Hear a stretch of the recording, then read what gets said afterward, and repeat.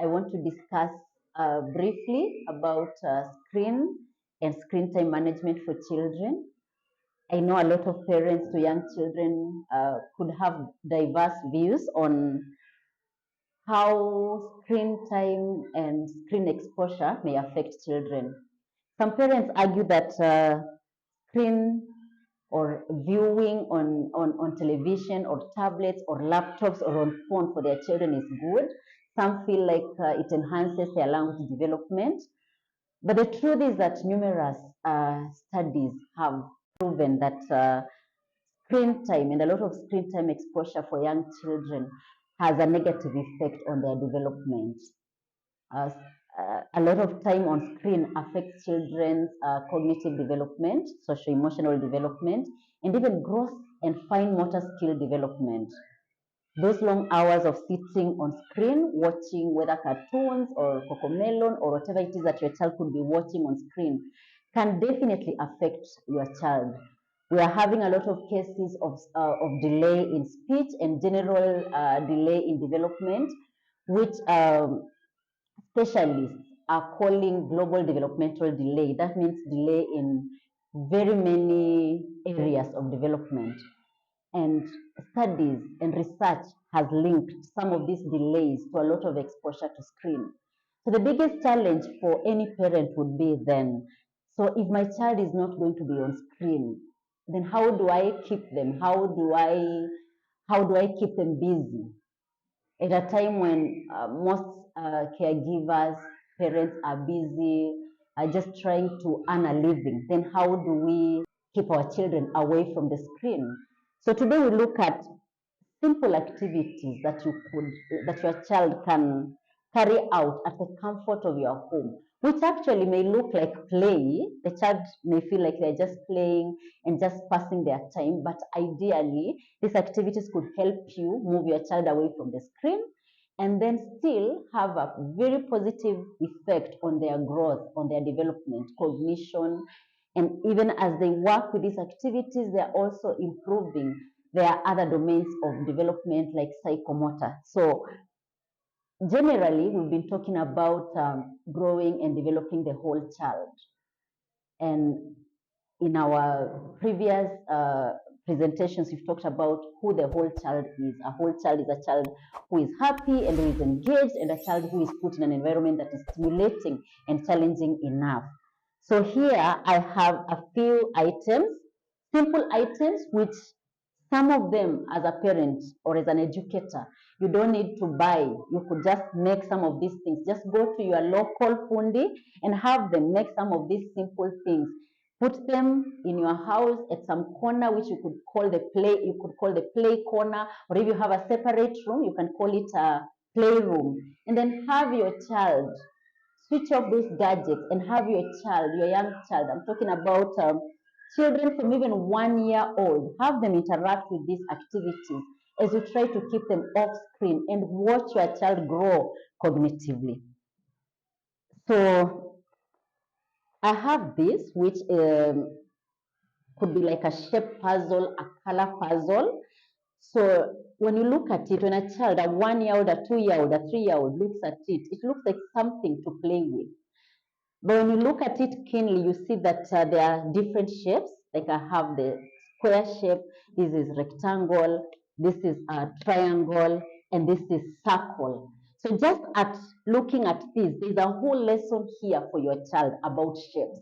So as the child looks at it, you could decide where to start from. Mostly when a child sees this, the color will appeal to their eyes. But even as they talk about color, you could go asking your child, which color is this? And your child names the color. Then again, as your child removes, or you could sit with your child on the mat and help them or just watch them remove the different shapes. So as they are removing, as they are pulling the different shapes, they can pull as they say, this is a square, this is a red square. So they pull and put it aside. And then as they are putting it back, you see, you are helping your child to coordinate the eye and the hand, because definitely they won't put it back as they look away. So the child will be coordinating the eye and the hand. And as they are doing that, they need to concentrate, because if they don't, then it won't fit well. So we put back our red square shapes. Then we come here, we have the rectangle shapes, pink in color. So the whole process of removing, we could actually have the whole thing unpacked. So as we are unpacking, we are concentrating. The child is learning to concentrate. The child is learning to use their fine motor skills, the small muscles, the finger muscles. And then as we are bringing them back, we are also learning exactness, because this triangle won't fit in the space for the rectangle. It's impossible. And as the child tries, maybe the child will try to fit it here. And when it doesn't fit and doesn't look okay, the child is also learning something, learning how to try again, learning resilience, building capacity for excellence, where you work on it until when you get it right. So the child may try to fit this here, or fit it at the circle shape position, and it won't look complete. So we are learning invaluable lessons that we wouldn't pick if we were just seated on the couch and watching something on the television. So we put back our shapes. As the child is putting them back, you could help them learn the shapes and learn the colors. So you see, I'm working with my fingers, I'm concentrating, I'm coordinating my eyes and my hands, and that is what your child will be doing. As they are doing this, it's a full lesson away from the screen. So we work on the triangles, we put them back. So we are working on blue triangle. Our blue triangles are there in place. We have circles, so you show your child. You ask your child, depending on the age, there is children who already know the shapes. So a 4-year-old will tell you this is circle shape, this is color, this is yellow color. Circle shapes that are yellow in color. So we put them back. So you are taking time away from screen, and your child is learning, building their cognition, building their fine motor skills, building their eye and hand coordination, learning to concentrate. Now we have our rectangles, our red rectangles.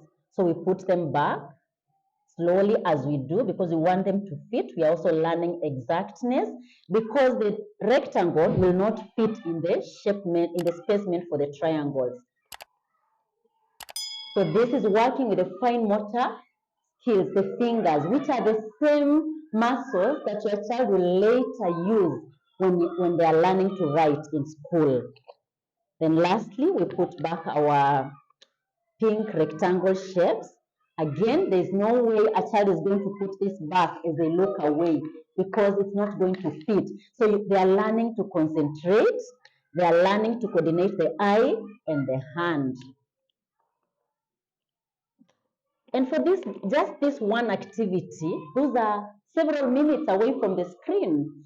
And when the child looks at it and it's complete, they feel a sense of accomplishment. So you're building their self-efficacy. They feel accomplished. And that goes to building their self-esteem. Then once you're done, you appraise your child, you make them feel happy about their accomplishment, you put that away. So these are just simple examples. We have this, just a board with this nicely done fittings of, we can call them counters, we can call them, they're just simple sticks, something that your local fundi can do for your child.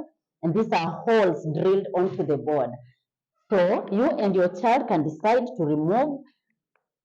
You can remove one by one, maybe as you say the color. So the first one I've removed is blue. You put it down, tell your child, pick for me a green one. So the child picks a green one. Pick for me a red one. The child removes a red one. So as they are, if you say pick for me a red one, there's no way a child is going to pick it as they look away. So they will definitely need to concentrate. So instead of an educator or a teacher constantly saying, can you concentrate, settle down, we have activities that will help children slowly, gradually, and in a very enjoyable way learn to build their concentration. This is something you can do at school, you can do it at home. So we want to take back our sticks. This is our counters, rather. So you tell your child, take back the green one, and in no particular order, just the whole idea of picking and sticking it into the hole. There's a lot of coordination between the hand and the eye. Definitely there is concentration. So you're building your child's cognition as you communicate and tell your child pick and stick back. The child is learning to take instruction.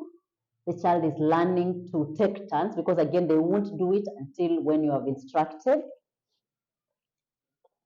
And your child is also building their communication abilities, because I'm thinking as they do it and as you are congratulating them and as you are rewarding that by maybe clapping, giving high five, giving a hug, and telling them well done, giving a thumbs up, the child gets encouraged.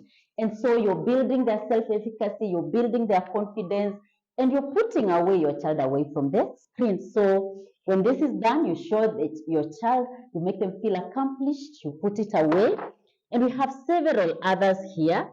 These are simple puzzles, again, very well intentioned with the simple primary colors of red, yellow, blue, and green. It could be used by a child all the way from 1 year, 1.5, 2 years. So it appears like the child is playing, but you're being very intentional. So this is a simple puzzle with different sizes of the same shape, same to this one and this one. You can see how bright the colors are. So you help your child and do the puzzle. Then as they are doing, you ask them, so what shape is this? Your child will tell you the shape. If they have not learned shapes yet, you can help them. You can tell them this is a star shape. And which color is it? This is blue color. So a blue star. So now they are learning sorting. They're also learning exactness, because do we start with the big star or do we start with the small star?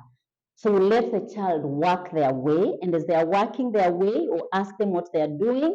So the child will tell you, I've put the big red star on the board.